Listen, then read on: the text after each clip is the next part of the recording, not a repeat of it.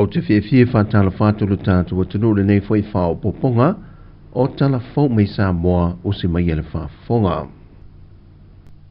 Ua tari atu le whionga le whangawhatalai o le pāremene, le whionga papali ili o te euma se pau, e se tusi na tu inatu le whionga le tamai tai pāremia, e le aso se fulma le tolo le maasena le nei o Januari, mai whaadia i vai ngai tolun tali mai iei le whionga papali i, na tāno sanga le tamai tai pāremia, e le tāpina ina leo se lafo whaatu, o le whaatu atua ina o lana ta ita inga whaapāne mia.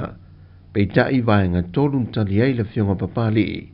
E avelan whaamua mua i le mamalu o le pāre mene, mai pui pui fo i le mamalu ina ia tū maupe i ona tūlanga i te tau o na iai. Lua, o le ngase a malo o tūla i mai. O se matafa i o e patino lava i le vaenga whaaupo whai al fast, mai o tuatu o le pāre mene, e te tauan tualau pule lava lea vaenga, ai le o te tonu o le pāre mene.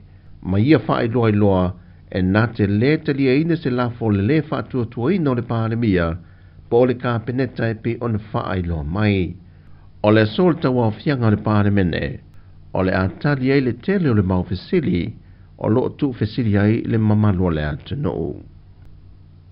Ua whamaunia mai e tuia Filolo John Stanley, o le komisina o le ofiso whainga pālota, e le fōia i la tau le tāpina ina o se whainga pālota whaanati nati, pe a fua atu i whainga pālota la iti watua nai, pe a whai o le unga leo le ao o i ai le tau le manga le whontanga le pāre mene, ma ana whaai unga i le aso.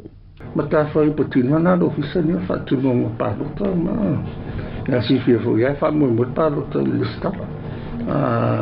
O lo ofisa ni wa māsani le ngā ruenga, ia mai, pe wāl si whia pa election sia na umatu, ia ele ase whaafitau li vaenga, ia a le o le tūle lei, o whuile le o lo upa mautūle, mea whai ngā ruenga le ofisa, e whaatino ai se fōwhonga whaapena, pa whai taunu ia.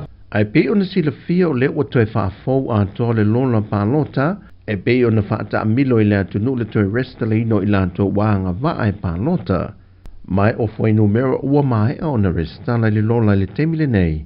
E se lau se fulufitu afe rua se lau rua se fulmale lima, ia i lanto wāanga waa e te tau ona restala, e tā pena i mo le whainga pālota le lua afe rua se fulmale ono. Pei tai i le wha maumaunga i le teminei, e nā o le tolu se fulmale iwa afe ma le ono se fulmale wha, i lanto le ua mai a ona restala. Tusa lea, e nā o le tolu se fulmale tolu tesi ma le tolu pasene o le atunu. E si lia i le fitu se fulwafe i lanto wia, e le i restala e te tau ona i lunga o le lola pālota. O loi Samoa nei le te whono, o le maua le sitiseni ni usila mōtangata Samoa anga waa, le whionga anai a wha anai, e wha amana malama le isi vaenga o lea lava whinaunga, e wha amanuia ina i fo inisio i lato, e le i whaana nau i tonu le vaitau sanga wa wha iloa mai, e wha apei o se tina wa wha i poi poatu i se tamaa, o loanga vai tu tono tau sanga whaatu la whanoina, wahanga vai fo i maia, e restala i le sitiseni Samoa New Zealand. O se tasi o vaenga na whailoe anai a wha anai a o ia i Samoa, o le tu whaatasia leo se hata e wha mawina i le tala wha solopito, o le tau mwhaile po le whina wina lea ia maua tangata Samoa le sitiseni, na soifo mai le tau sanga i tasi iwa lua wha, e le awhiwa se lau wha se fulmali iwa. O nisi o vaenga na ia wha amana malama? Whaapunga le ku mai le Privy Council. O vaenga le whangau i kemi lea. Ma lako ko lua, fifini, women, that were born after the 1st of January 1949, married to somebody in this age group, they are equally eligible. Now I'd like you to really get this message pa Samoa kemi I lua I Samoa ko la ku pulanga le yang. Por mele ya, ko kele le mol kalas na. E yele vango mola ko. O fail la ko application. Ko le al mena ma, make sure yele birth certificate o la ko ko lua. Ye mor fongo ka ko eseling o la birth certificate esil makai ar bentingi. I count me known as type of thing, so we know. That proof is going to be essential for them in getting this through.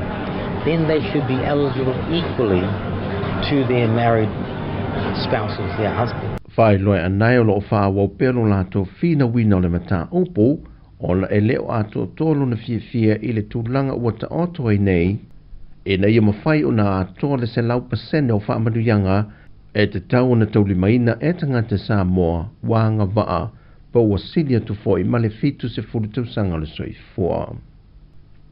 Whailole teitai o le tua ngai pe a whai o le ale tau nu unga o le ao o iai i a tau manga o le fontanga le pāremene le mta opu po le ngase a māloi le so. E manatu foi o ia o se tūlanga le lei foi, le toe foi e toe whia pa alota whaanatinati, e toe sa idi mai i le atu nuu, lo lato fina ngalo i le tūlanga le wha awa wino le taita ingo le atu nuu i le temi nei.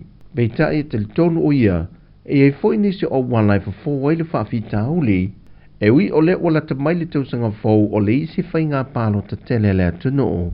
Mai o lo fisiringia foi e nisi, le tūlanga le lava leo se seleni, e whaatino ai se a whai ngā pālota, ma le whai ngā pālota tele i le tausanga fōu. Le whai unga leo telefou mei Samoa, al te talo telefou, tātou tāro sia, taula manga le pāle mene i le so, whasoi fuia.